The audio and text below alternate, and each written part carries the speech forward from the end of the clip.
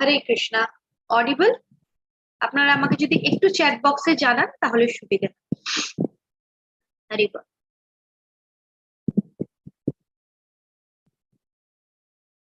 Thank you. Hare Krishna.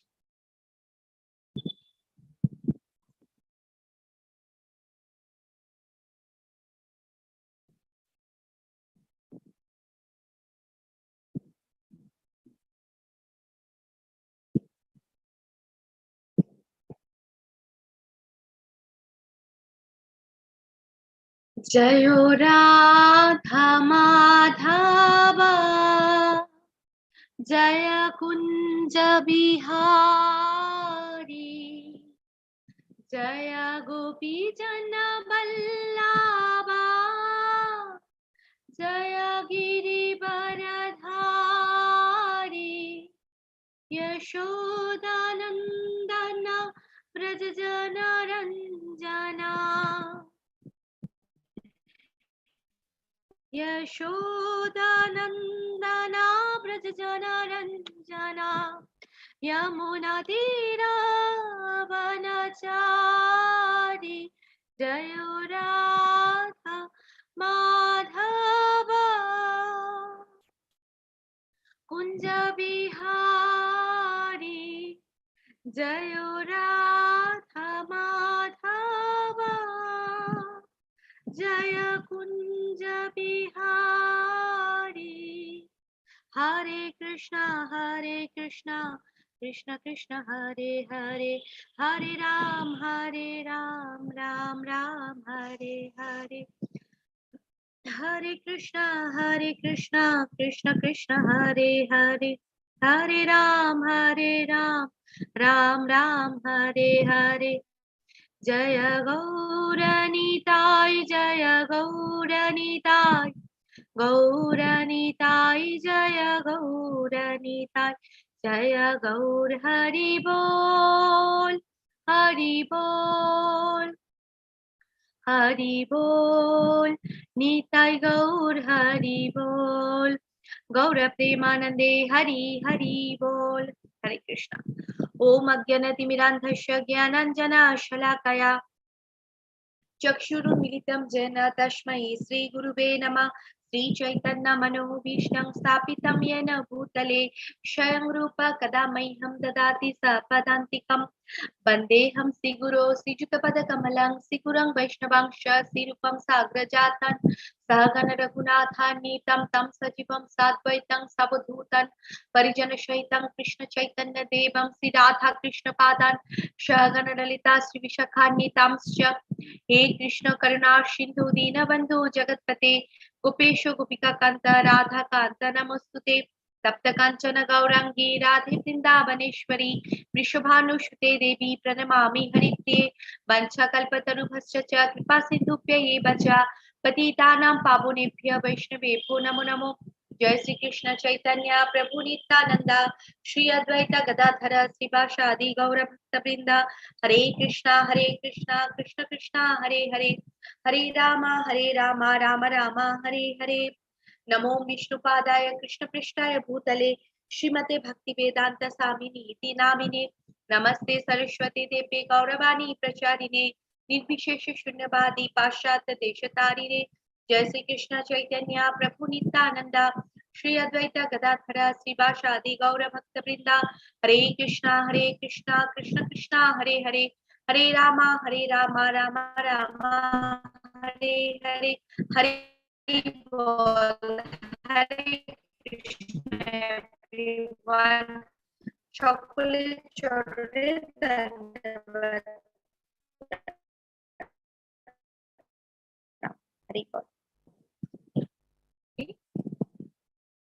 Welcome once again. আজকে আমাদের অষ্টম অধ্যায় Akshara Brahma Yoga. Okay, so attaining the supreme. কিভাবে আগের চ্যাপ্টারে আমরা জেনেছি, লাস্ট লাইনে অর্জুনকে কৃষ্ণ বললেন যে কিভাবে মৃত্যুকালেও কৃষ্ণকে জানা সম্ভব, কিভাবে আমরা মৃত্যুকালেও কৃষ্ণকে জানতে পারি। এরকম অনেকেই আছেন যারা মৃত্যুকালেও কৃষ্ণকে জানতে পারে, তো সেটা কিভাবে সম্ভব, কিভাবে আমরা সেই how we can attain supreme, কিভাবে আমরা পরম ভগবান শ্রীকৃষ্ণ পরম পুরুষোত্তম ভগবান শ্রীকৃষ্ণকে লাভ করতে পারি আমাদের যখন পরম গতি প্রাপ্ত হয়, যখন আমরা পরম গতি প্রাপ্ত হই সেই মুহূর্তে। কিভাবে সেটা সম্ভব? ওকে, তো আমরা সেটা এখানে দেখবো।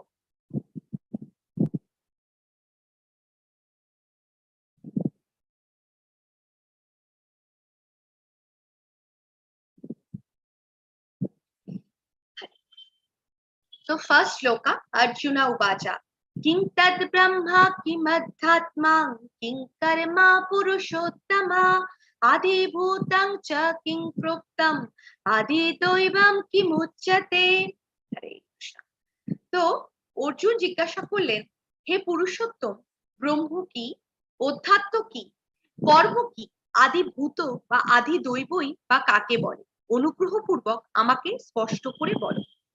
ওকে, তো এখানে অর্জুন ভগবান শ্রীকৃষ্ণকে জিজ্ঞেস করছেন যে হে কৃষ্ণ, হে পুরুষোত্তম, ব্রহ্ম বলতে আমি কাকে বুঝবো? ব্রহ্ম কাকে বলা হয়? অধ্যাত্ম বলতে কাকে বোঝা হয়? অধ্যাত্ম কি কি হয় সেটা? কর্ম কি, মানে ফ্রুইটিভ অ্যাক্টিভিটি, যে কর্ম থেকে আমরা কর্মফল পাই, সেই কর্ম সেটা কি? তারপরে বলা হয়েছে হোয়াট ইজ মেটেরিয়াল ম্যানিফেস্টেশন, আদি ভূতা বা আদি দৈবইটা কাকে বলে? তো এইখানে অর্জুন অ্যাকচুয়ালি কি করলেন? অর্জুন অ্যাকচুয়ালি শ্রীমদ ভাগবতম যারা পড়েছেন তারা জানেন, সেখানে ব্যাখ্যা করা হয়েছে পরম তত্ত্ব ব্রহ্ম সম্বন্ধে, পরমাত্মা ভগবান, এনাদের সম্বন্ধে ব্যাখ্যা করা হয়েছে। এনারা কি? এরা প্রত্যেকেই none other than Shrikrishna himself. ওকে, এবার এটা হচ্ছে তারা হচ্ছে শ্রীকৃষ্ণেরই একটা রিপ্রেজেন্টেটিভ রূপ। ওকে, পরম তত্ত্ব ব্রহ্ম বা পরমাত্মা যেটাই বলা হয়, আর ভগবান শ্রীকৃষ্ণের সেটি। আর যে জীবাত্মা তাকে বলা হয় ব্রহ্ম, এটা শ্রীমদ ভাগবতমে বলা হয়েছে। ওকে, সরি, হ্যাঁ, ইয়েস, শ্রীমদ ভাগবতমে বলা হয়েছে। তো এখানে অর্জুন ভগবানের কাছে আবারও জিজ্ঞেস করছেন আত্মা সম্বন্ধে কি বোঝা হয়। কারণ কেন এই কোশ্চেনটা? এখানে হয়তো একটা প্রশ্ন আসতে পারে যে অলরেডি তো সেকেন্ড চ্যাপ্টারে অর্জুনকে কৃষ্ণ বলেছেন যে আত্মা হচ্ছে যাকে কাটা যায় না, নায়নাম ছিন্দান্তি শস্ত্রাণি নায়নাম দদাতি পাবা কাহা, এটা অর্জুনকে কৃষ্ণ বলেছেন। তাহলে আবার কেন অর্জুন এই প্রশ্ন জিজ্ঞেস করছেন? কারণ আত্মা বলতে কি শুধুই আত্মার কথা এখানে বলা হয়েছে? অনেক সময় সেটাকে দেহ, আত্মা ও মনকেও বোঝায়। তো এটা মানে যদি আমরা বৈদিক অভিধান দেখি সেটার অনুসারে এগুলোকে বলা হয়। তো সেই জন্য অর্জুন এখানে ভগবান পুরুষোত্তমকে এই কথাগুলো জিজ্ঞেস করেছে। এইবার এখানে আরো একটি কথা, যে ভগবানকে অর্জুন কি বলছেন, হে পুরুষোত্তম। এই যে এই ওয়ার্ডটা, এটা থেকে কিন্তু একটা জিনিস খুব মানে ইম্পর্টেন্ট, লক্ষণীয়, যে পুরুষোত্তম বলতে আমরা কাকে বুঝি? যিনি সবার উত্তম, সবার মানে সবার উপরে। ওকে, এবার অর্জুন কিন্তু ধীরে ধীরে কৃষ্ণকে বলছেন যে হে পুরুষোত্তম, কারণ তুমি শ্রেষ্ঠ, তোমার পক্ষেই এই সমস্ত কিছুর উত্তর দেওয়া সম্ভব, আর কারোর পক্ষে নয়। ওকে,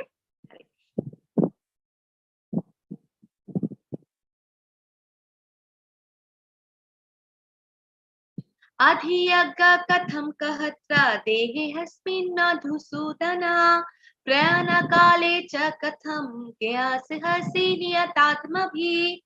হরে কৃষ্ণ।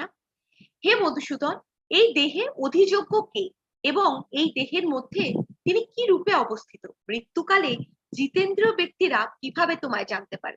তো এবার অর্জুন সেই প্রশ্নটাতে এলেন। ওকে, তো অ্যাকচুয়ালি তিনি কি কি জিজ্ঞেস করলেন?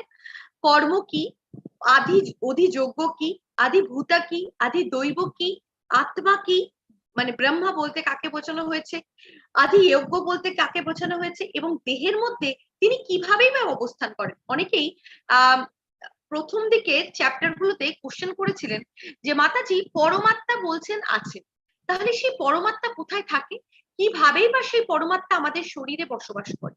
তো এটা অনেকে জিজ্ঞেস করেছিলেন। এবং মৃত্যুকালে জিতেন্দ্রীয় ব্যক্তিরা যারা ইন্দ্রিয়কে জয় করেছে তারা কিভাবে তোমাকে জানতে পারবে? ওকে, লেট আস সি।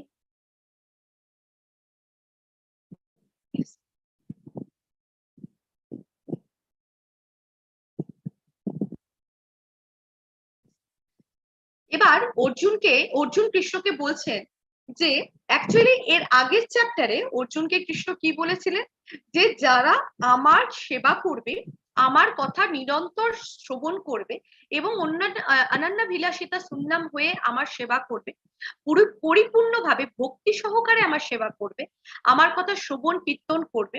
ওকে, তারা যারা এটা বুঝবে যে আমাদের স্বরূপ হয় কৃষ্ণের নিত্য দাস, সেটাকে অ্যাকসেপ্ট করে কৃষ্ণের সেবাতে যারা নিযুক্ত থাকবে তারা আমাকে মৃত্যুকালেও জানতে পারবে। তো এই কথা অর্জুনকে কৃষ্ণ বলেছিলেন।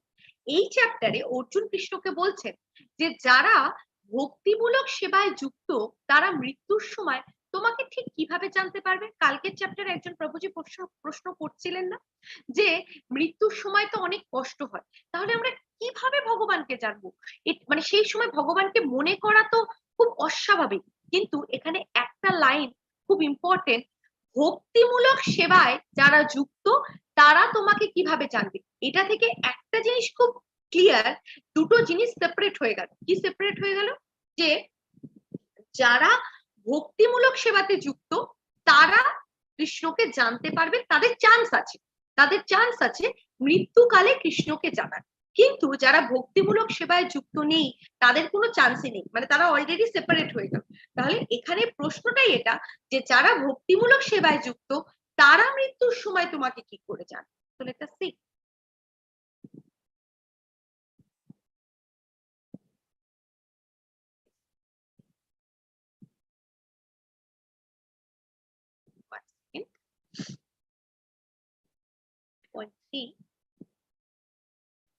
ভগবান বলছেন অক্ষরং ব্রহ্ম পরমং স্বভাবোহধ্যাত্মমুচ্যতে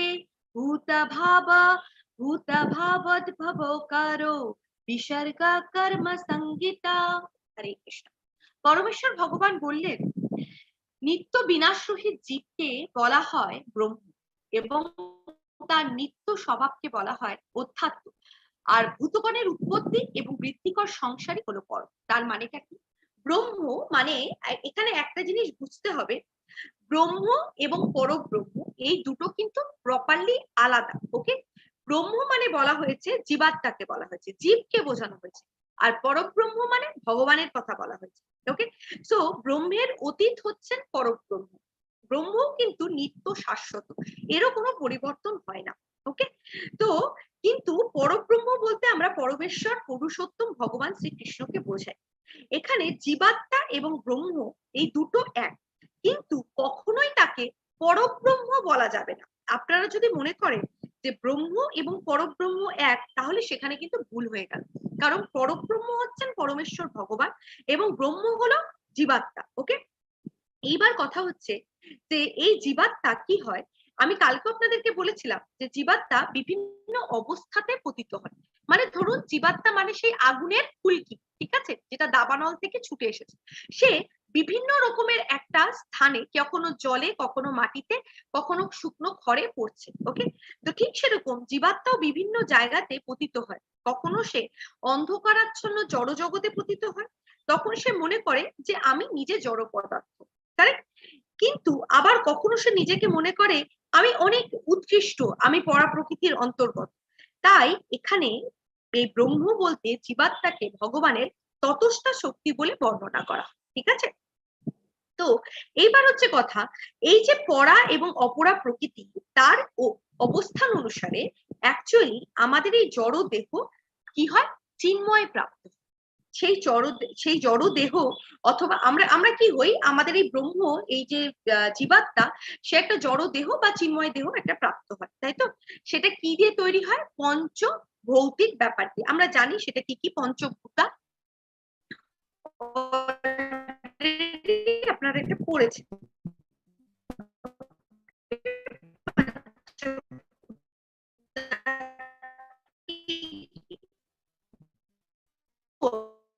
আমরা, হরে Krishna, I hope my voice is clear, তাই তো।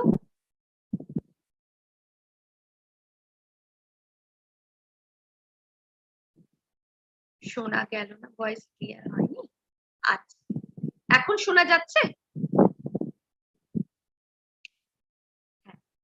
হ্যাঁ, আচ্ছা, আমরা যখন নিজেরা জড়, আমাদের এই জীব জগতে আমাদের এই মানে জড় দেহটা কি হয়, এটা জড়া প্রকৃতিতে আবদ্ধ থাকে।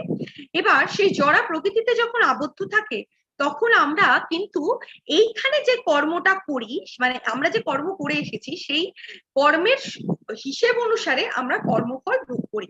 ওকে, আমরা কর্ম অনুসারে শরীরও প্রাপ্ত হই। কর্ম অনুসারে শরীর প্রাপ্ত মানেটা কি? মানে কর্ম অনুসারে ধরুন কেউ মানুষ হয়, কেউ দেবতা হয়, কেউ পশু হয়, কেউ হচ্ছে জলচর হয়, কেউ খেচর হয় মানে পাখি, এরকম বিভিন্ন রকম।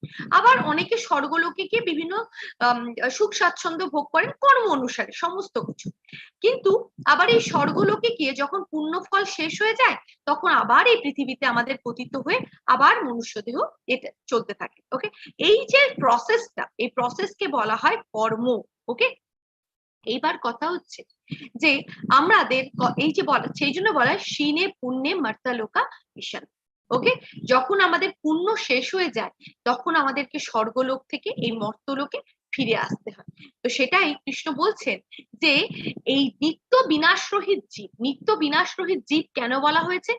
দ্বিতীয় অধ্যায়ে কৃষ্ণ নিজেই বলেছেন আমরা শরীর নই, আমরা হলাম আত্মা। ওকে, তাহলে নিত্য বিনাশরহিত জীব এটাই হচ্ছে ব্রহ্ম, এবং তার যে স্বভাব সেটাকে অধ্যাত্ম বলা হয়। এবং এই যে আমাদের উৎপত্তি এবং বৃদ্ধি করে এই যে সংসার, এই সমস্ত কিছু যার ফলে আমরা সমস্ত ফল ভোগ করি সেটাকেই বলা হয়, কি বলা হয়? সেটাকেই বলা হয় আমাদের কর্ম। পরমেশ্বর ভগবান শ্রীকৃষ্ণ এটাও বলেছেন যে মামা বংশ জীবালোক, তিনি বলছেন আমারই নিত্য ভিন্ন অংশ, আমরা হলাম ভগবানের নিত্য ভিন্ন অংশ। কিন্তু ভগবানের এই আমাদের এই অংশটাই আত্মা হচ্ছে খুবই ক্ষুদ্র, খুবই ক্ষুদ্র। তো এই ক্ষুদ্র আত্মা জড় জগতে পতিত হয় ঠিকই, কিন্তু তার মানে এটা নয় যে পরমেশ্বর ভগবানও পতিত হন না। পরমেশ্বর ভগবান হলেন অচ্যুতা। আপনাদের যদি মনে থাকে যে অর্জুন একবার অর্জুন যখন ভগবানকে তার নিজের রথটা দুটো সেনা দলের মাঝখানে নিয়ে যেতে বলেছিলেন তখন তিনি তাকে সম্বোধন করেছিলেন ও অচ্যুতা বলে। ওকে, তো সেই জন্য একটা কথা সবসময় মাথায় রাখতে হবে, কোনো বৈদিক সাহিত্যে ব্রহ্ম এবং পরব্রহ্মকে কখনোই এক বলা হয়নি। তাহলে ব্রহ্ম এবং পরব্রহ্ম এই দুটো কিন্তু টোটালি ডিফারেন্ট। ওকে, তাহলে ব্রহ্ম হচ্ছে আমরা মানে জীবাত্মা, আর পরব্রহ্ম মানে হচ্ছে ভগবান, পরম পুরুষোত্তম ভগবান। এই দুটোর মধ্যে কিন্তু টোটালি তফাৎ আছে। কখনোই অনেকেই বলে থাকে একটা কথা, যে আমি কথাটা শুনেছি, অনেকেই বলেন যে মৃত্যুর পরে আমরা পরমাত্মাতে বিলীন হয়ে যাব বা পরমাত্মার সাথে এক হয়ে যাব। এটাই না, আমরা মৃত্যুর পরে কখনোই পরমাত্মার সাথে এক হতে পারি না, কারণ তিনি পরমেশ্বর ভগবান, তার সাথে আপনি কি করে এক হবেন? How is it possible? আমরা ব্রহ্ম, আমরা জীবাত্মা, আমরা কি হতে পারি? একটা দিব্য শরীর প্রাপ্ত হতে পারি। সেই দিব্য শরীর প্রাপ্ত হয়ে আমরা কি করতে পারি না? আমরা পারি, আমরা গোলকে গিয়ে ভগবানের সেবা করতে পারি। Okay, so that's can be done, but আমরা কখনোই তার সাথে এক হতে পারি না। তো এটাই সবসময় মাথায় রাখতে হবে, ব্রহ্ম এবং পরব্রহ্ম দুটো আলাদা। ওকে,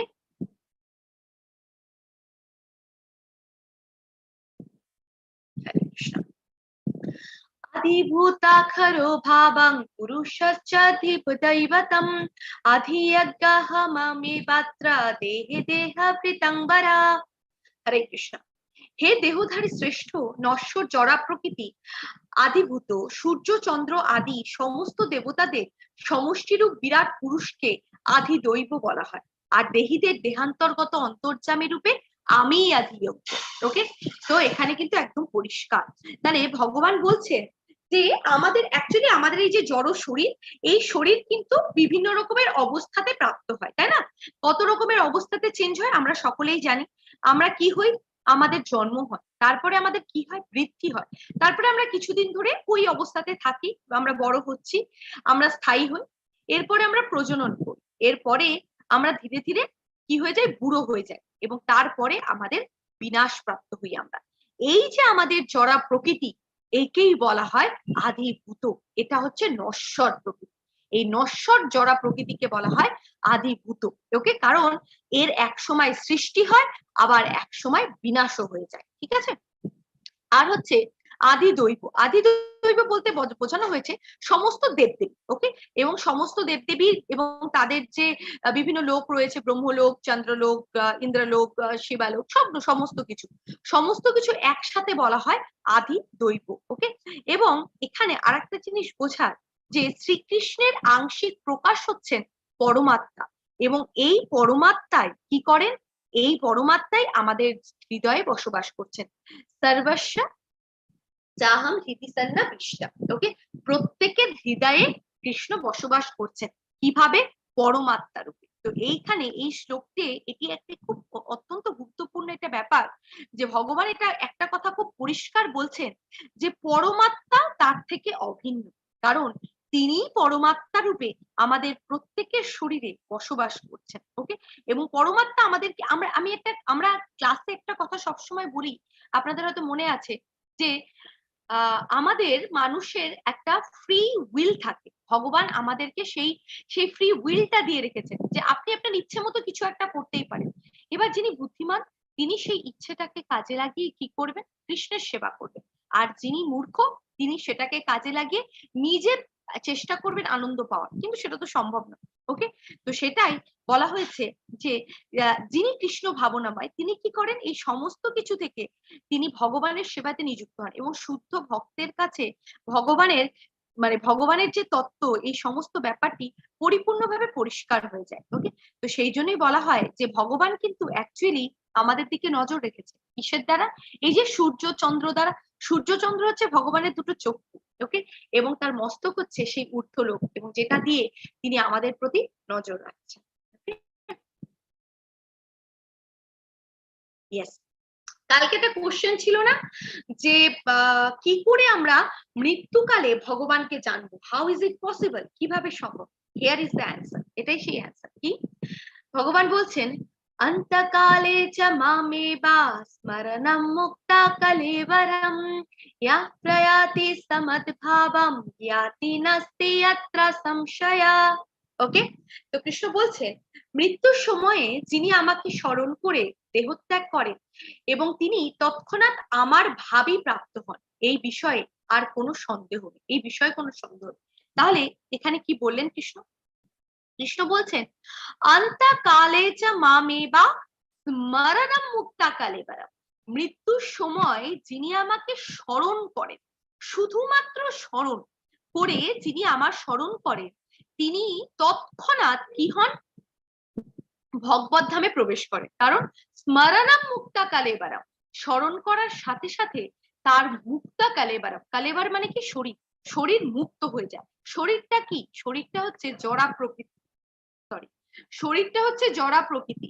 তো সেই জড়া প্রকৃতি থেকে শরীরটা কি হয়, শরীরটা আমাদের মুক্ত হয়ে যায় জড়া প্রকৃতি থেকে, এবং যেটা যখনই সেটা মুক্ত হয়ে যায় তখনই সেটা কি হয়, সেটা বৈকুণ্ঠ কৃষ্ণ ভাব, কৃষ্ণর যে ভগবত ধাম সেখানে প্রবেশ করে। সেই জন্যই এটা এবার হচ্ছে কথা, পরমেশ্বর ভগবান হলেন শুদ্ধ সত্তার মধ্যে সবচেয়ে শুদ্ধতম, তিনি হলেন পিওরেস্ট, পিওর মানে হি ইজ দ্য পিওরেস্ট। ওকে, এইবার সেই ভগবানের কথা আপনি যদি মৃত্যুকালে স্মরণ করতে চান, স্মরণম, দিস ইজ ভেরি ইম্পর্টেন্ট। ওকে, সেই স্মরণ যদি আপনি করতে চান সেটার জন্য আপনাকে কি করতে হবে, আপনাকে নিরন্তর কৃষ্ণ ভাবনাময় হয়ে থাকতে হবে, তাহলেই আপনি মৃত্যুকালে ভগবানের কথা স্মরণ করতে পারবেন, otherwise it is not possible.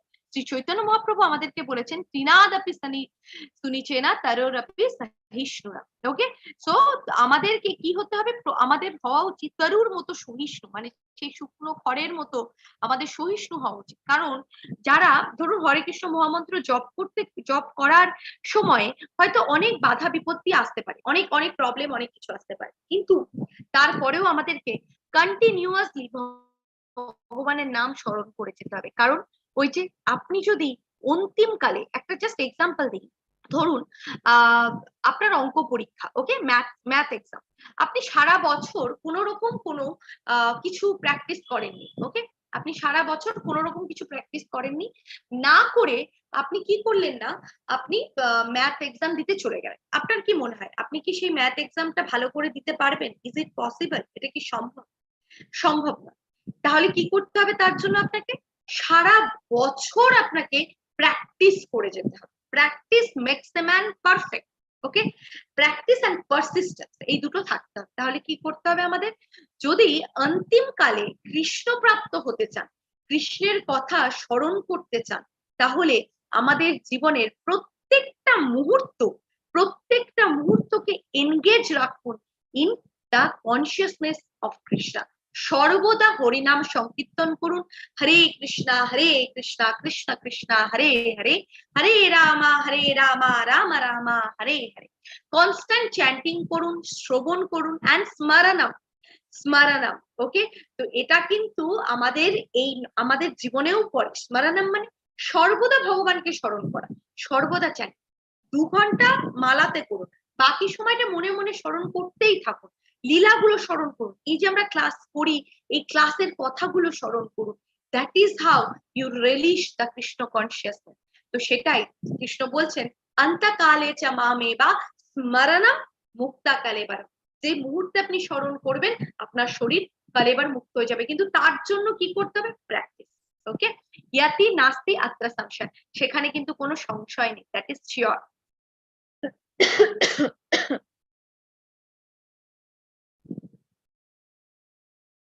তো বেস্ট এক্সাম্পল আমরা জানি ভীষ্মদেব, তিনিও হচ্ছে মানে তিনি এতটাই স্মরণ করেছিলেন যে ভগবান নিজে এসে তাকে মুক্তি প্রদান করেন। এরপরে কৃষ্ণ বলছেন দিস ইজ একটা tricky, okay, this is the trick. এর আগে তিনি বলে দিলেন ঠিক কি রকম কি করলে আপনি ভগবানকে প্রাপ্ত হতে পারবেন, আপনার শরীর মুক্ত হবে এবং you will get the divine body, divine body পাবেন। ঠিক আছে, এইবার এখানে তিনি কি বলছেন? তিনি বলছেন यम यम वापि स्मरणं भावं त्यजन्ते अन्ते कलेबरम तम तम एवेति कौन्तेया सदा तद्भावा भाविता। ওকে, অন্তিম কালে যিনি যে ভাব স্মরণ করে করে দেহত্যাগ করেন তিনি সেই ভাবে ভাবিত তত্ত্বকেই লাভ করেন। ওকে, তাহলে এখানে কৃষ্ণ কি বলছেন? यम यम वापि स्मरणं भावं त्यजते अन्ते कलेबरम तम तम एवेति कौन्तेया सदा तद्भावा भाविता। তাহলে যিনি যে ভাব স্মরণ করে, ওকে, মানে আপনি যদি কৃষ্ণ ভাবনামৃত হয়ে দেহত্যাগ করেন তাহলে আপনি অবভিয়াসলি দিব্য শরীর পাবেন, বৈকুণ্ঠে যাবেন। কিন্তু আপনি যদি সেটা ছাড়া অন্য কিছু ভাবিত হয়ে দেহত্যাগ করেন আপনি সেই ভাবনা রূপী শরীর পাবেন। তো সেটা কিরকম? That is Krishna is telling. Okay, the best example is Bharat Maharaj. Okay, আপনাদেরকে খুব ছোট্ট করে স্টোরিটা বলবো। ভরত মহারাজ কে ছিলেন আপনারা অনেকেই জানেন। ওকে, তিনি একজন এক্সঅল্টেড কিং ছিলেন, রাজা ছিলেন, একজন পবিত্র মানে মানে একদম মানে খুব পবিত্র একজন রাজা ছিলেন। ওকে, নাও ভরত মহারাজ কি করলেন না, যে ভরত মহারাজ দেখলেন যে আমার তো এখন একটু বয়স হয়ে যাচ্ছে, তো এবার তিনি তার সমস্ত যার সম্পত্তি যা কিছু ছিল মানে রাজত্ব আর কি, তিনি তার পুত্র সন্তানদের মধ্যে ভাগ করে দিয়ে তাদেরকে সিংহাসনে বসে তিনি জঙ্গলে চলে গেলেন। কেন তিনি জঙ্গলে চলে গেলেন? যে এবার আমি মায়া থেকে দূরে থাকবো। ওকে, মায়া থেকে দূরে থেকে আমি ভগবানের সেবা করবো। তো সেই জন্য তিনি চলে গেলেন জঙ্গলে। এবার জঙ্গলে গিয়ে তিনি যখন ভগবানের সেবার জন্য নিজেকে নিয়োজিত করলেন, একদিন কি হয়েছে না, তিনি কেন রাজত্ব ছাড়লেন? মায়া থেকে দূরে যাওয়ার জন্য। এই কথাটা মাথায় রাখতে হবে যে তিনি মায়া থেকে দূরে যেতে চেয়েছিলেন। ওকে, আর তিনি কিন্তু আমাদের মতো মানে একদম সাধারণ মানুষ। ওকে, তো হি ওয়াজ এ ভেরি এক্সঅল্টেড পার্সোনালিটি। ওকে, তো তিনি গেলেন। এবার সেখানে গিয়ে একদিন কি হয়েছে, তিনি যজ্ঞ করছেন এবং তিনি দেখছেন একটি হরিণ তার মানে প্রেগনেন্ট আর কি, সে ছুটে আসছে, পিছনে একটি সিংহ তাকে বাঘটাকে তাড়া করেছে এবং সে ভয় পেয়ে ঝাঁপিয়ে এসে নদীর মধ্যে ঝাঁপ দিয়ে দিয়েছে। এবার সে যখন নদীতে ঝাঁপ দিয়ে দিয়েছে তখন কি হয়েছে, সেই মা হরিণটি একটি বাচ্চা হরিণের জন্ম দিয়েছে, কারণ ভয়ে সে প্রেগনেন্সি থেকে আর কি, pregnant mother she deliver a baby. Okay, so baby হরিণটা জন্ম নিয়েছে এবং সেই হরিণটা ভেসে যাচ্ছে। সেটা দেখে ভরত মহারাজ কি করলেন, তার হৃদয় মানে তার মনে হলো যে শিশুটিকে আমার বাঁচানো উচিত। তো তখন তিনি ছুটে গেলেন এবং নদী থেকে শিশুটিকে তিনি তুলে নিয়ে এসে তিনি তাকে যত্ন সহকারে বড় করতে শুরু করলেন। এবার যখন তিনি তাকে যত্ন সহকারে বড় করতে শুরু করলেন, এবার হরিণটি কি খাবে, হরিণটির কি দরকার, তিনি সমস্ত কিছু দেখভাল করতে শুরু করলেন। কিন্তু একটা জিনিস মনে করুন, তিনি রাজত্ব কেন ছেড়েছিলেন? মায়ার বন্ধন থেকে দূরে যাওয়ার জন্য। এখানে এসে কি হলো, তিনি আবার সেই বন্ধনে জড়িয়ে গেলেন। এইটাই প্রভুপাদ আমাদের অলওয়েজ বলেন, Maya is very strong. Maya wait করছে যে আপনি কোন মুহূর্তে কৃষ্ণ ভাবনামৃতের এই যে বর্ম বলে না, যে মানে প্রোটেকশন গার্ড আর কি, একটা প্রোটেকশন যে একটা থাকে, সেই প্রোটেকশন থেকে আপনি কখন বেরোবেন আর কখন মায়া আপনাকে আবার ধরে নেবে। ওকে, এটা মায়া ওয়েট করে থাকে আমাদের জন্য। তো সেটাই, তিনি সেই মায়ার প্রতি, মায়া সেই হরিণের মায়াতে তিনি আবদ্ধ হলেন, এবং তার মৃত্যুকাল যখন উপস্থিত হলো তখন তিনি এটাই ভাবছেন যে আমি মারা গেলে এই হরিণটির কি হবে, কে হরিণটিকে খেতে দেবে, হরিণটি খাবেই বা কি করে, কে কিভাবে সে বাঁচবে। তিনি এসেছিলেন মায়া, তার সেই বিশাল রাজত্ব ছেড়ে এসেছিলেন কি করার জন্য, মায়ার থেকে মুক্ত হওয়ার জন্য। আলটিমেটলি তিনি দেহত্যাগ করলেন কি ভাবতে ভাবতে, হরিণের কথা ভাবতে ভাবতে। এবার যখন তিনি দেহত্যাগ করলেন, পরের জন্মে তার জন্ম হলো একটি হরিণ রূপে। কৃষ্ণ কি বললেন, ইয়ম ইয়ম বাপি, ওকে, তুমি যা ভেবে দেহত্যাগ করো সেই তম তম এবেতি কন্তিয়া, তুমি সেই রকমই দেহ লাভ করো, তুমি যেরকম, তো তুমি যে ভাবনায়, তো তিনি হরিণের কথা ভেবে দেহত্যাগ করলেন, হরিণ হয়ে গেল। এবং তখন তিনি নিজের ভুলটা বুঝতে পেরে ভগবানকে প্রার্থনা করলেন তাকে আর একটা সুযোগ দেওয়ার জন্য, এবং তারপরে তার জন্ম হয় অ্যাজ এ জড়ভরত, এবং জড়ভরত হয়ে জন্মগ্রহণ করার পরে তিনি টোটালি কৃষ্ণের ভগবানের প্রতি মানে তার সমস্ত কিছু দিয়ে তিনি ভগবানের সেবা করেন, এবং আলটিমেটলি তিনি বৈকুণ্ঠতে ফিরে যান। তাহলে এইখানে একটা জিনিস বোঝার, যে আমরা সাধারণ মানুষ, আমাদের পক্ষে কি এতই সহজ কৃষ্ণের মায়াকে অতিক্রম করে কৃষ্ণের কাছে যাওয়া? ইয়েস, কৃষ্ণ বলছেন এটা সহজ। কিভাবে? যদি তুমি ভক্তিতে থাকো, যদি তুমি কৃষ্ণ ভাবনামৃত হও এবং ভক্তিমূলক পথে সেই পথটাকে অনুসরণ করো, তাহলেই একমাত্র সম্ভব, না না হলে কখনোই না। ওকে, 1 সেকেন্ড।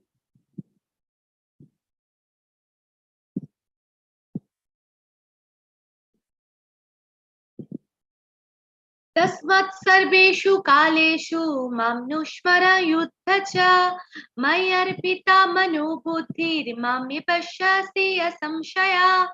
হরে কৃষ্ণ। অতএব হে অর্জুন, সর্বদা আমাকে স্মরণ করে তোমার স্বভাব বিজিত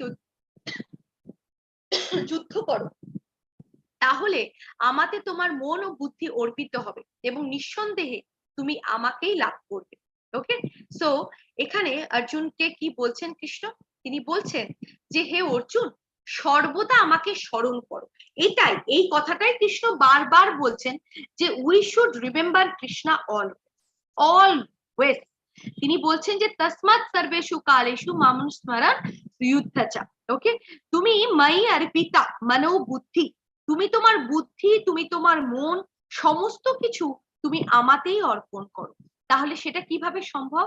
তাহলে এখানে বলা হয়েছে যে ভগবান কিন্তু এটা বলেননি যে এর জন্য আমাদের সমস্ত কর্তব্য কর্ম ত্যাগ করে দিতে হবে, মানে সবকিছু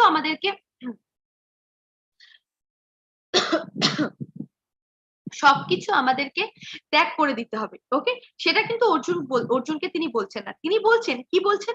তিনি বলছেন যে তুমি তোমার স্বভাবজনিত, মানে তুমি যে সত্যিও তোমাকে যুদ্ধ করতে হবে সেটা তুমি করো, সেটা তোমাকে করতেই হবে, কিন্তু তার সাথে তুমি কি করবে? তার সাথে তুমি হরে কৃষ্ণ মহামন্ত্র জপ করো, ভগবান শ্রীকৃষ্ণকে স্মরণ করো, এবং তার পাদপদ্মে নিজের মন এবং বুদ্ধিকে পুরোপুরি ভাবে নিয়োজিত করো, এবং তাহলেই তুমি নিঃসন্দেহে অন্তিমকালে ভগবানকে প্রাপ্ত হবে এবং কৃষ্ণলোক প্রাপ্ত হবে। ওকে, হরে কৃষ্ণ।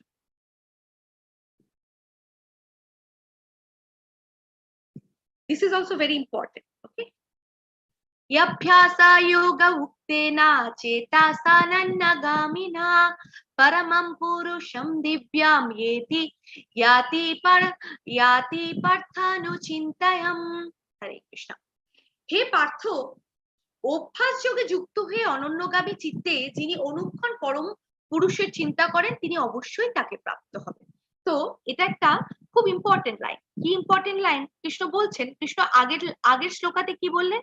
বললেন তুমি সদা আমাকে স্মরণ করো এবং তোমার স্বভাবজনিত যে কর্ম সেই কর্ম করো এবং তোমার মন ও বুদ্ধিকে তুমি আমাতেই অর্পণ করো। এইবার এইখানে তিনি বলছেন অর্জুনকে যে দেখো, হরে কৃষ্ণ মহামন্ত্র তো জপ করতেই হবে, কিন্তু সেটা তুমি কিভাবে করবে, কিভাবে নিজেকে এই যোগে যুক্ত রাখবে? How is it possible? আমরা কিভাবে এই যোগে নিজেদেরকে যুক্ত রাখতে পারি? ইয়েস, সেটার একটাই ব্যাপার, যে সদা কীর্তন করুন, চ্যান্টিং করুন, শ্রবণ করুন, সর্বদা শ্রবণ করুন, এবং এই কীর্তন এবং শ্রবণের মাধ্যমে আমাদের কান, আমাদের জিহ্বা, আমাদের মন, আমাদের অন্তরের সমস্ত কিছু কি হবে? ভগবানের সেবাতে নিয়োজিত হবে। এবং এইভাবেই ভগবানের নামকে আশ্রয় করে আমরা ভগবানের কাছে ফিরে যেতে পারবো।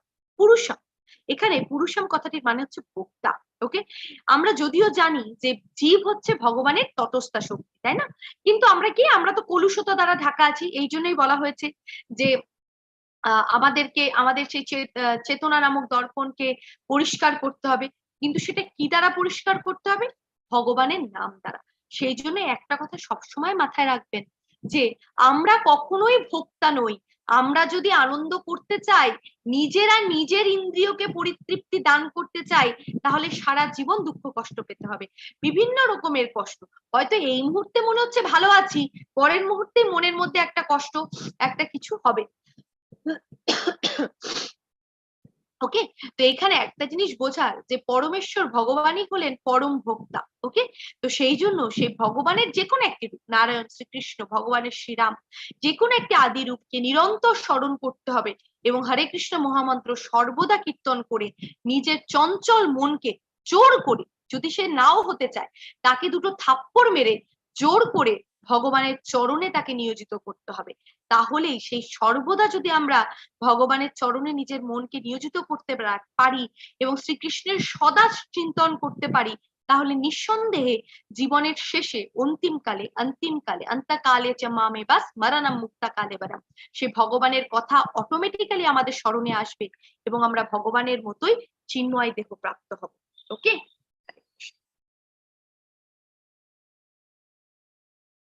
ওকে, okay, let me tell you the Ajamil story. Ajamila story হচ্ছে, আজামিলা একজন ব্রাহ্মণ ছিলেন। ওকে, তো তার কি হয়েছিল না, ওয়ান সেকেন্ড, হ্যাঁ, তো আজামিলা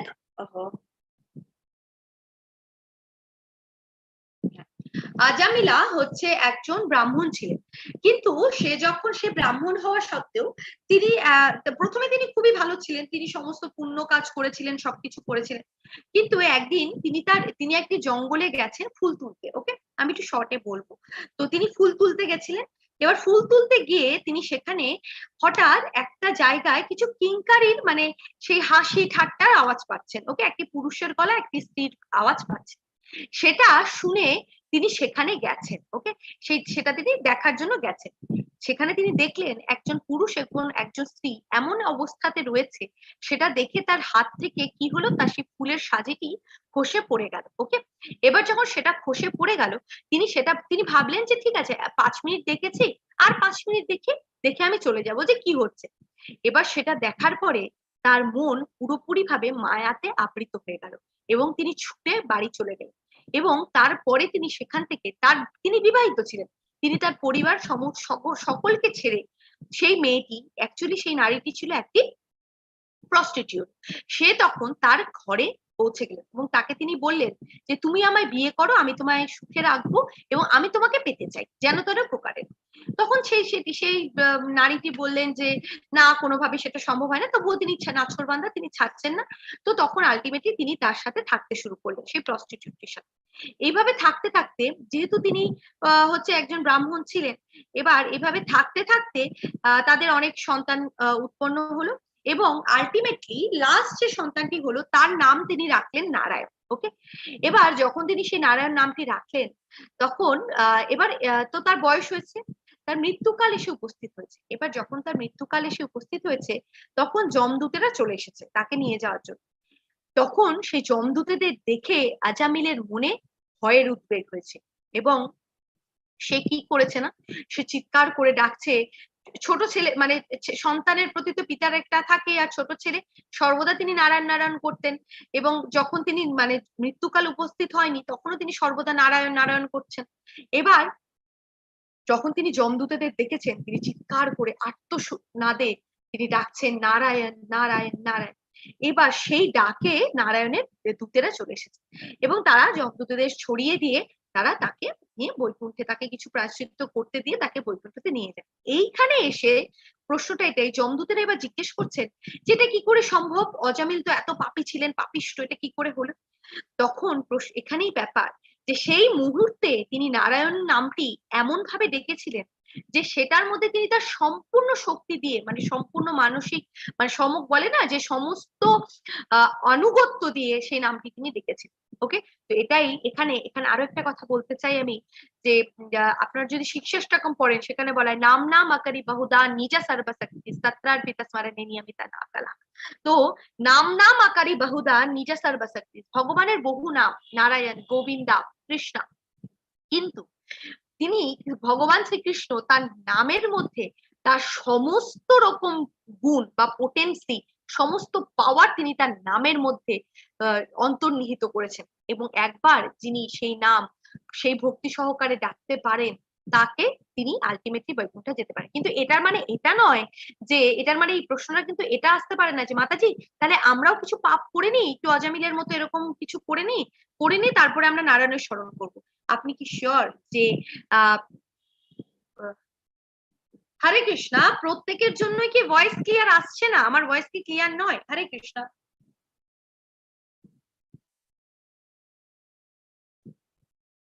হরে কৃষ্ণা, একটু বাকিরা যদি জান ক্লিয়ার।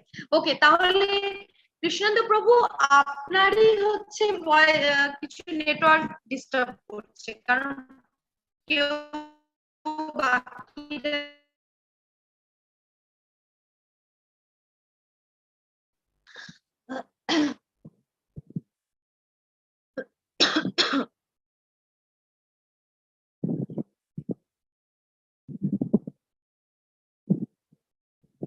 আচ্ছা একটু ডিস্টার্ব হচ্ছে।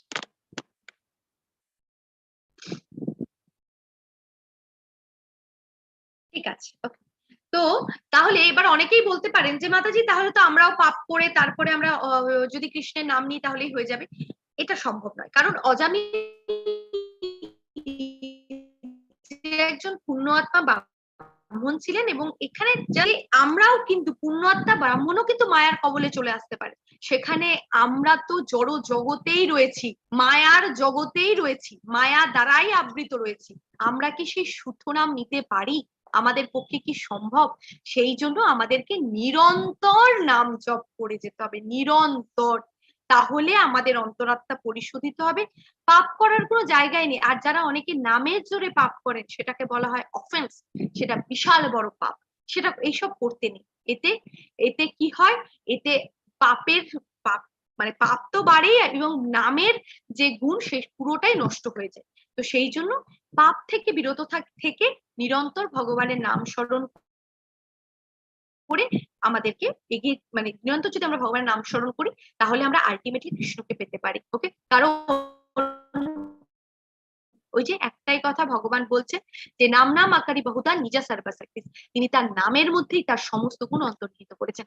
তো আমাদেরকে রেগুলারলি কি করতে হবে?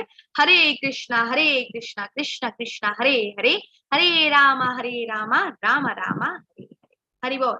এবার অনেকে প্রশ্ন করতে পারেন যে মাতাজি তাহলে কখন শুরু করব ডিভোশনাল লাইফ, ডিভোশনাল সার্ভিস কখন শুরু করা উচিত? যত তাড়াতাড়ি সম্ভব, অ্যাজ আর্লি অ্যাজ পসিবল। ওকে, যদি ধরুন আপনি কালকেও শুরু করেননি, আজকে থেকে অ্যাটলিস্ট শুরু করে দিন। ওকে, শিলা প্রভুপাদ তার 5 বছর বয়স থেকে শুরু করেছিলেন, আর প্রহ্লাদ মহারাজ মাতৃগর্ভ থেকে শুরু করেছিলেন। আর যারা এখনো শুরু করেননি অ্যাটলিস্ট ভাবুন, আমরা কিন্তু অনেক লেটে চলছি। Okay, we are very late. Okay, that should be there in the mind. Hare Krishna. 8.9.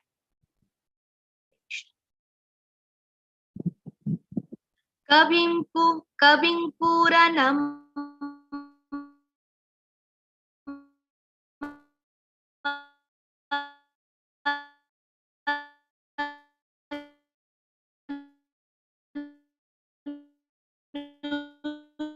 शास्त्रीदम्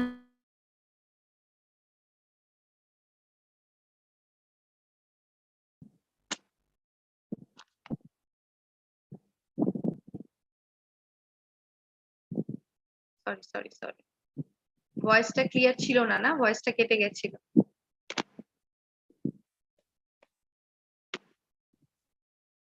মাঝখানে কেটে গেছিল, আমি জানি নেটটা একটু করছিল।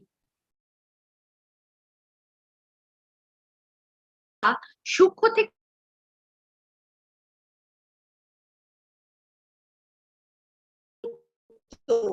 পুরুষ রূপে মতো জ্যোতির্ময় এবং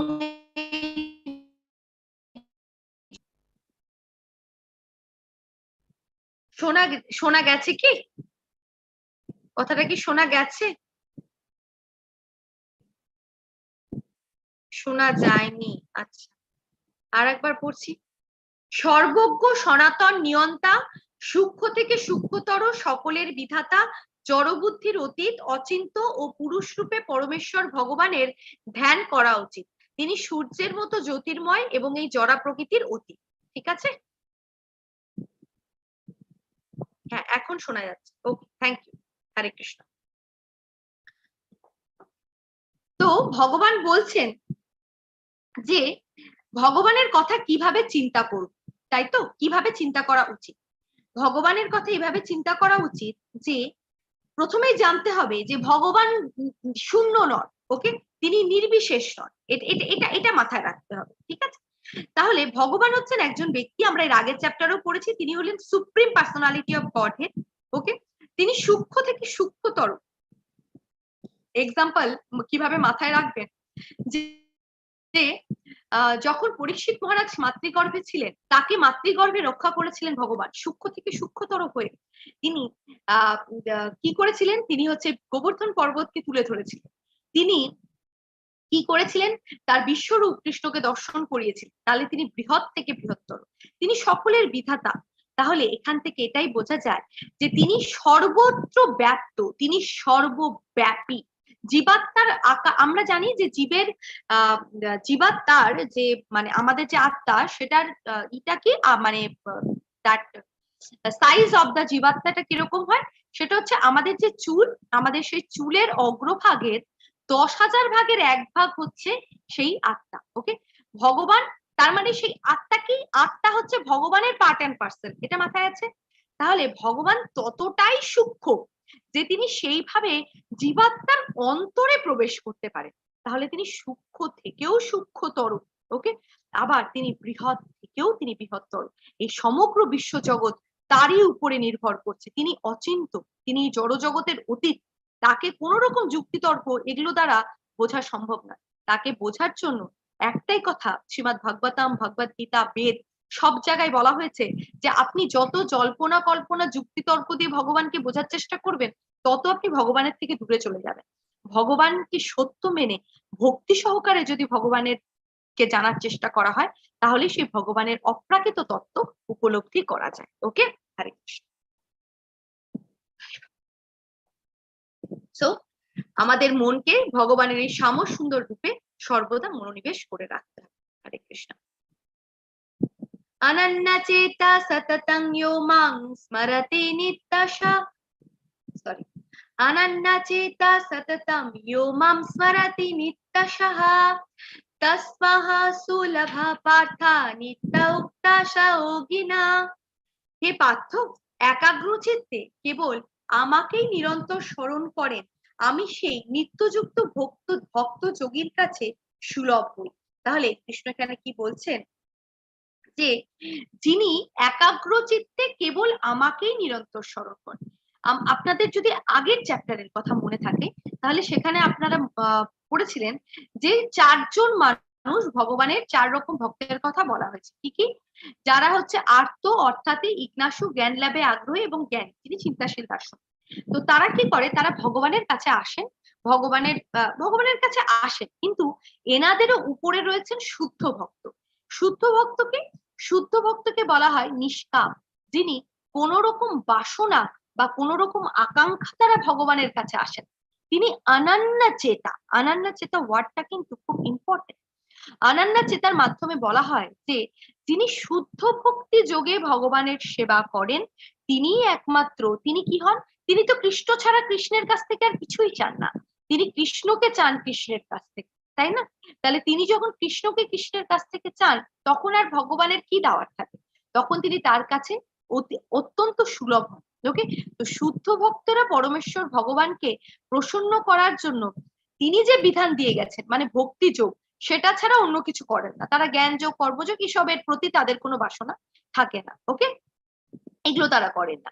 কারণ তারা প্রেম ভক্তি সহকারে ভগবানের চরণে মনোনিবেশ করেন, করে তিনি ভগবানকে পাওয়ার চেষ্টা করেন। ওকে, কারণ ভগবান, আমরা যখন দশম অধ্যায়ে আসবো সেখানে ভগবান বলছেন দাদামি বুদ্ধি যোগান্তাম, ভগবান বলছেন যে যিনি আমার এইরকম ভক্ত, সেই ভক্তকে আমি বুদ্ধি দান করি যাতে তিনি আমাকে সম্পূর্ণরূপে জেনে আমার চিন্ময় ধামে প্রবেশ করতে পারে। ওকে, হরে কৃষ্ণ, হরি বল, হরে কৃষ্ণ।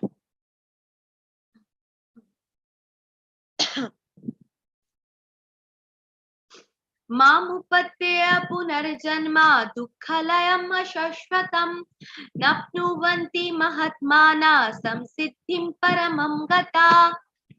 এই শ্লোকটা খুব important shloka. Okay, that is দুঃখালয়া আশ্বাস্যতাম, যেটা আমরা এতদিন ধরে জেনে আসছি। ওকে, তো ভগবান বলছেন যে যারা মহাত্মা এবং যারা ভক্তি পরায়ণ, আচ্ছা সরি, মহাত্মা ভক্তিপরায়ণ যোগীগণ আমাকে লাভ করে আর এই দুঃখপূর্ণ নশ্বর সংসারে পুনরায় জন্মগ্রহণ করেন না, কেননা তারা পরম সিদ্ধি প্রাপ্ত হয়েছেন। তাহলে যারা মহাত্মা, যারা ভক্তিপরায়ণ, তারা কি করে? তারা ভগবানকে লাভ করে, তাদেরকে আর এই জড়জগতে ফিরে আসতে হয় না। সেটা, এটার মানে হচ্ছে ভগবান কি বললেন, যারা অনন্য চিত্তে আমার কথা শ্রবণ করেন, আমার চিন্তন করেন, আমার নাম গুণগান কীর্তন করেন এবং আমার নাম জপ করেন, তারা কি হন? তারা আলটিমেটলি পরমার্থ সাধন করে, করে তারা গোলক বৃন্দাবনে ফিরে আসেন এবং তারা পরম গতি প্রাপ্ত হন। তাদেরকে আর এই দুঃখালয়ে ফিরে আসতে হয় না।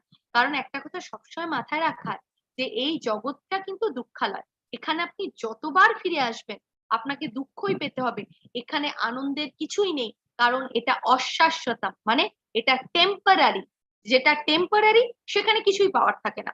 কিন্তু ভগবানের যে লোক গোলকা বৃন্দাবন, সেটি কি, সেই গোলক বৃন্দাবন কিন্তু হচ্ছে পার্মানেন্ট। তো সেইখানে যদি আপনি ফিরে যেতে চান, তাহলে তাহলে সেই সমস্ত ব্যক্তিরা যারা আত্ম উপলব্ধি করে ভগবত ভক্তের কাছ থেকে ভগবত তত্ত্ব জেনেছেন এবং ধীরে ধীরে কৃষ্ণ ভাবনাময় হয়েছেন এবং ভগবত ভক্তিতে নিজের জীবনকে উন্নীত করেছেন, তার আর কোনো বাসনা থাকে না, সে শুধু কৃষ্ণের সেবা করতে চায় এবং আলটিমেটলি কৃষ্ণের ধামে ফিরে যেতে চায়। তো এই সমস্ত ভক্তেরা এই কৃষ্ণ ভাবনার মাধ্যমে জীবনে বড় সিদ্ধি লাভ করেন, এনাদেরকেই বলা হয়েছে মহাত্মা। हरे हरे कृष्ण। अब्रह्मा भुवनो लोका पुनरवर्तिनर्जुना मामुपत्तेय तु कन्तेया पुनर्जन्म न विद्यते। This is also very important, যে ভগবান বলছেন যে অনেকেই বিভিন্ন রকম যোগের মাধ্যমে ভগবানের কৃষ্ণের দিব্যধামে প্রবেশ করার চেষ্টা করেন। ওকে, কিন্তু এই ধরুন কর্মযোগ, জ্ঞানযোগ, হঠযোগ, এই সমস্ত কিছুর দ্বারা দিব্যধামে প্রবেশ করতে হলেও আপনাকে আলটিমেটলি কি করতে হবে? কৃষ্ণ ভাবনায় ভাবিত হতে হবে, তাহলেই আপনার এই যে সমস্ত যোগ আপনি করলেন, এই যোগগুলো পূর্ণতা প্রাপ্ত হবে, তাই তো? তাহলে ভগবান বলছেন যে যদি কেউ আমার এই দিব্যধামে প্রবেশ করতে চায়, তাহলে তাকে আমার এই কৃষ্ণ ভাবনামৃততে উত্তীর্ণ হতে হবে, উন্নতি সাধন করতে হবে। ওকে, এবং যিনি কৃষ্ণ ভাবনায়, কারণ এই যে জড় ব্রহ্মাণ্ড, এটা প্রলয় যখন হয়ে যায়, এর প্রলয়ের পরও নিরন্তর কৃষ্ণ ভাবনায় ভাবিত ব্রহ্মা এবং তার ভক্তগণও তাদের ইচ্ছা অনুসারে পরব্রহ্ম স্থিত অপ্রাকৃত ব্রহ্মাণ্ডে এবং বিশেষ বিশেষ চিন্ময় গ্রহলোকে স্থানান্তরিত হয়। কারণ তাদের তো লোকগুলো ধ্বংস হয়ে যায়, তাদের পক্ষে তো আর হচ্ছে তাদের লোকে থাকা সম্ভব হয় না, ব্রহ্মলোকে তো তারা থাকতে পারেন না, তাহলে তাদেরকে কি করতে হয়? তাদেরকে কৃষ্ণলোকে বা বৈকুণ্ঠতে ফিরে আসতে হয়। তো সেই জন্যই বলা হয়েছে যে যদি কেউ এই ভুবন লোক থেকে ব্রহ্মলোক, এই সমস্ত লোকই পুনর্বর্তনশীল এবং পুনর্জন্ম, সমস্ত লোক, শুধু বৈকুণ্ঠ লোক ছাড়া।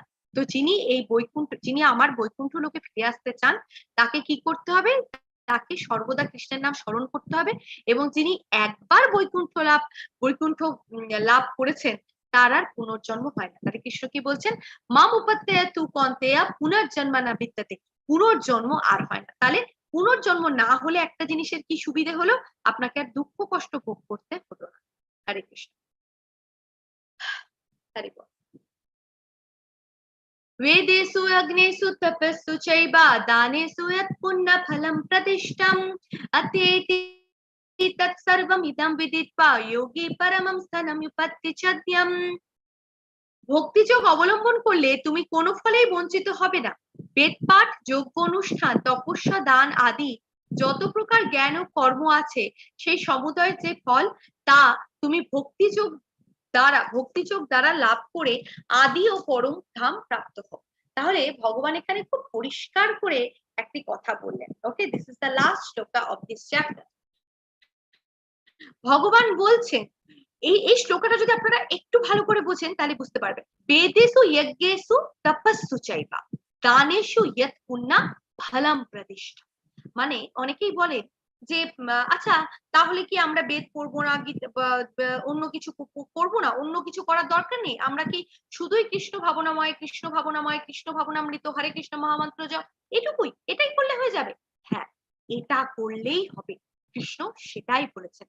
কৃষ্ণ বলছেন যে যদি আপনি সপ্তম অধ্যায় এবং অষ্টম অধ্যায়ের কথা মানে খুব ভালো করে বোঝেন, সেখানে কৃষ্ণ এটাই বলেছেন যে একমাত্র কৃষ্ণ ভাবনামৃত এবং ভক্তি যুগের মাধ্যমে ভগবানকে পাওয়া যায়, আর তাছাড়া আর কোনোভাবে সম্ভব নয়।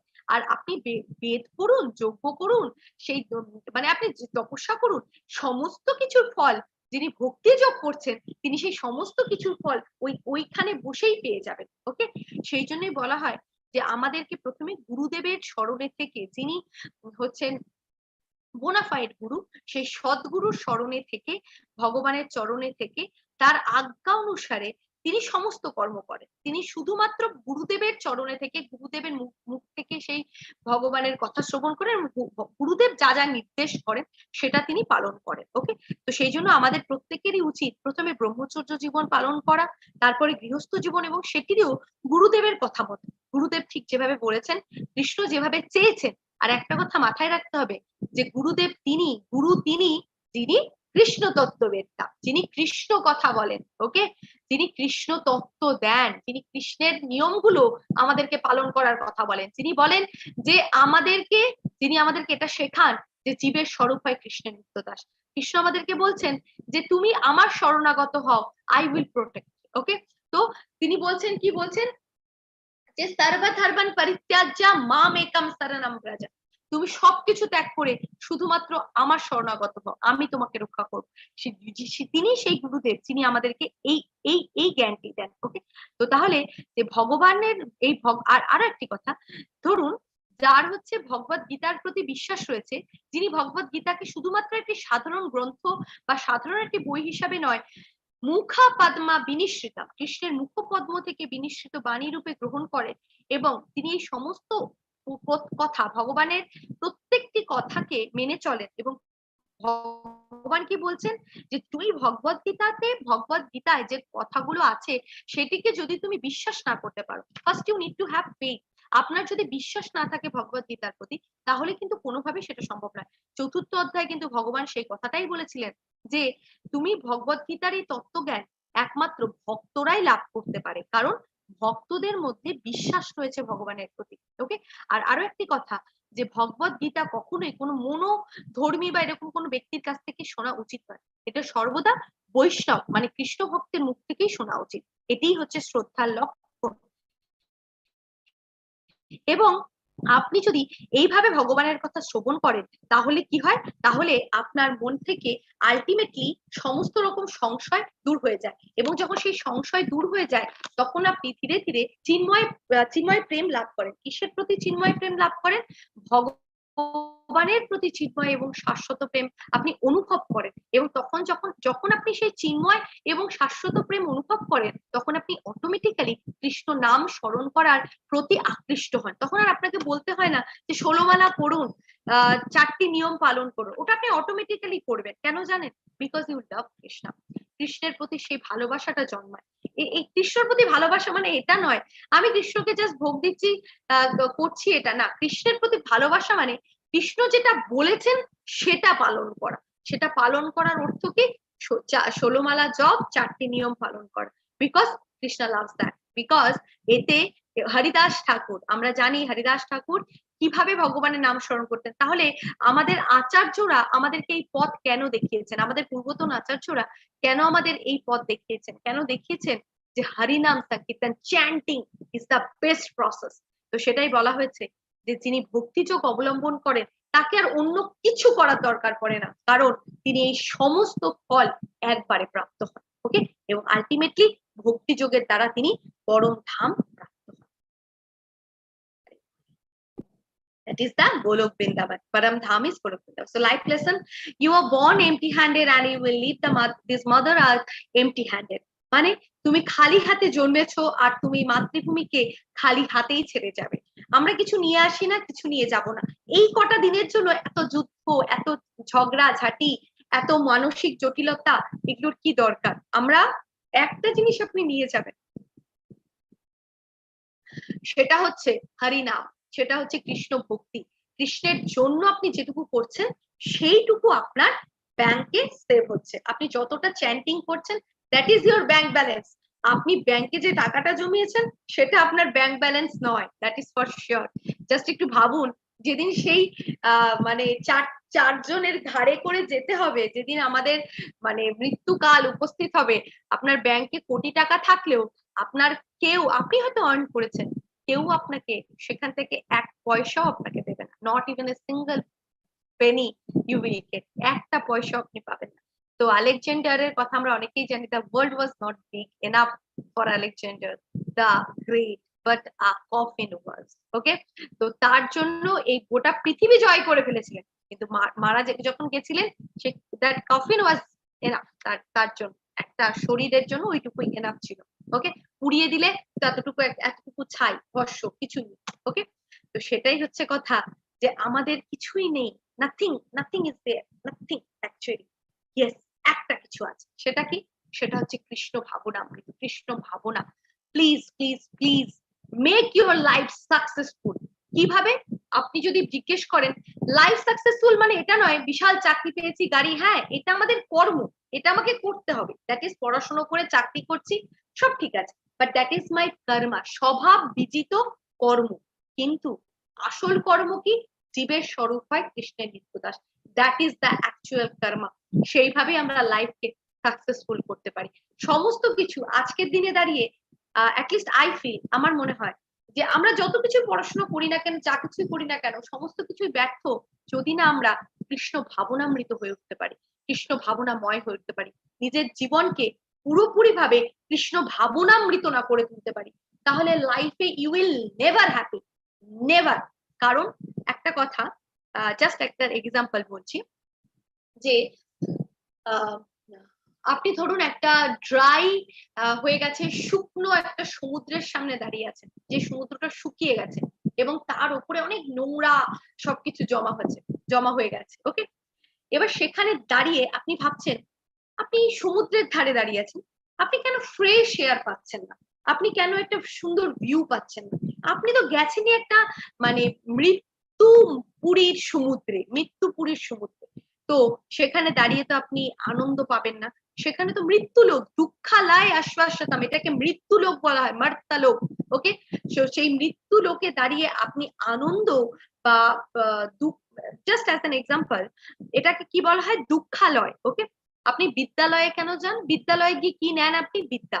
সবজি ঔষধালয়ে আপনি গিয়ে কি পান? ঔষধ মানে medicines, you get medicines. And then আপনি যদি কোনো সবজি মান্ডিতে যান, আপনি সবজি মান্ডিতে গিয়ে কি পাবেন? সবজি। এরকম তো হয়নি সবজি মান্ডিতে গিয়ে আপনি দেখছেন ওখানে বই বিক্রি হচ্ছে, মানে দে আর সেলিং দ্য বুকস। ওকে, বই কিনতে গেছেন না, হয় না। বা বিদ্যালয়ে বা লাইব্রেরিতে, গ্রন্থালয় যেখানে গ্রন্থ থাকে, বই থাকে, সেখানে সবজি। হঠাৎ করে একদিন আপনি লাইব্রেরিতে গিয়ে দেখছেন বিশাল বড় সবজি বাজার বসে গেছে, না এরকম হয় না। যেটা সেখানে আপনি সেটাই পাবেন। ওকে, ঠিক সেরকম এটার নাম দুঃখালয়। নিজের মাথাতে মনে এনক্রিপ্টেড করে নিন, দিস ইজ দুঃখালয় আশ্বাসতা, এটা দুঃখালয়, এখানে আপনি দুঃখই পাবেন। কিন্তু ইয়েস, এখানেও সুখ পাওয়া সম্ভব। কিভাবে? যেখানে সুখের সোর্স, সেই সোর্সে গিয়ে ডুব দিন। সেই সোর্সটার নাম কি? পরম পুরুষোত্তম ভগবান শ্রীকৃষ্ণ। তিনি হলেন সচ্চিত আনন্দময়, তার সেই ক্ষুদ্র অংশ আমাদের মধ্যে রয়েছে, তাকে তার সাথে কানেক্ট করার চেষ্টা করুন। কিভাবে কানেক্ট করবেন? বাই চ্যান্টিং হরে কৃষ্ণ কৃষ্ণ কৃষ্ণ হরে হরে, হরে রাম রাম রাম হরে হরে। তো this is the only way.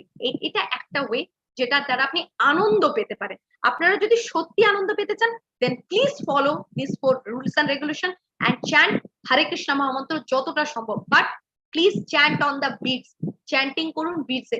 এরকম প্রশ্ন করবেন না যে মাতাজি আঙুলে করব না এটা করব এটা না, এগুলো কোনো ব্যাপারই নয়। Actually you need to chant on beats only, that is for sure. Okay, beats এ চ্যান্টিং করা উচিত, বিকজ যে ওষুধ যেভাবে খাওয়ার নিয়ম, ওষুধ বলা হয় যে দুধের সাথে খেতে, আপনি জলের সাথে খাচ্ছেন তাহলে তো হবে না।